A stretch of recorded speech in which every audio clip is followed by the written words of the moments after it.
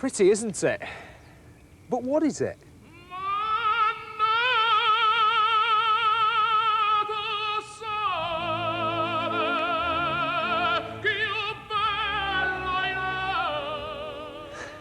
No.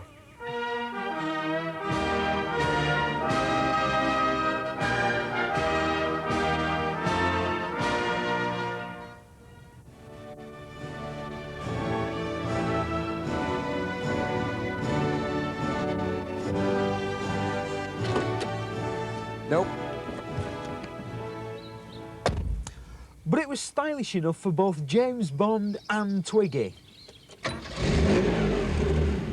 Got it?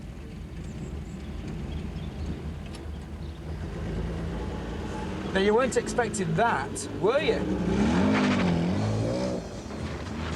You could easily be forgiven for not recognising this car because it was never sold here.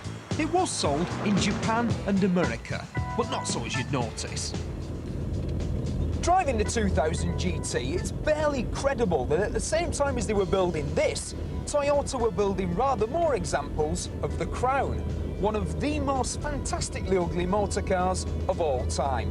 But with its wood-rimmed steering wheel, chrome ring clocks, air cooling slats cut into the curved wings, and fabulous rocket ship rear-view mirrors, this car reeks of late 60s glamour. And it's very easy to imagine that you're the star of one of those ITC action-adventure series, like The Baron or Department S. In fact, I don't feel quite dressed without a pair of kid gloves and a cravat. Count Albrecht Goetz may sound like a Bond villain with an underwater bunker and a chinchilla fetish, but he was in fact this car's designer. The prototypes were built by Yamaha and paid for by Nissan, who were really looking for something far less fabulous. So it became a Toyota. Part Jaguar E-Type, part Corvette Stingray, part Ferrari Daytona, the Toyota 2000 GT is a pastiche of a 60s supercar, but is no less fabulous because of that. I love the little details on this car, like these pop-up headlights that were only added after the design had been finished because the original lights were too low for US safety laws.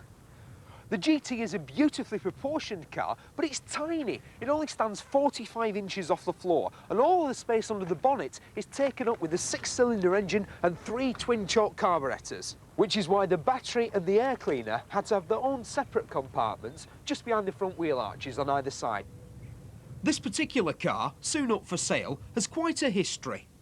It's very special. It's a unique car. It's one of only 2 remaining prototypes ever made. The first is never been on the road and is standing in the Toyota Museum. This has got its key number of 0002. It was one of 2 the prototypes that were supplied to the production team of the James Bond film You Only Live Twice. This one survived without having its head cut off, which is what happened to the other one. That was actually used in the final cutting of the film because Sean Connery was too big to leap into it. I've loved it from the day I got it in 1970. It was built in '66. The gearbox and the engine are immaculately paired together. It's quite a sturdy little car. Its top speed of about 150 was something I achieved once in France many years ago, but not today. It sounds wonderful. It ticks over like no car I've ever known. I'm just sad that in May it'll be in Monte Carlo in the auction. So even with such a great car, how come they only ever made a Piffling 337? Well, I can think of a couple of reasons. First, when it was new, it cost more than a 911 or an E-Type. Second, Toyota figured, quite correctly, that there was no money in low-volume sports car manufacture, but there was a lot of money in Corollas and Carinas.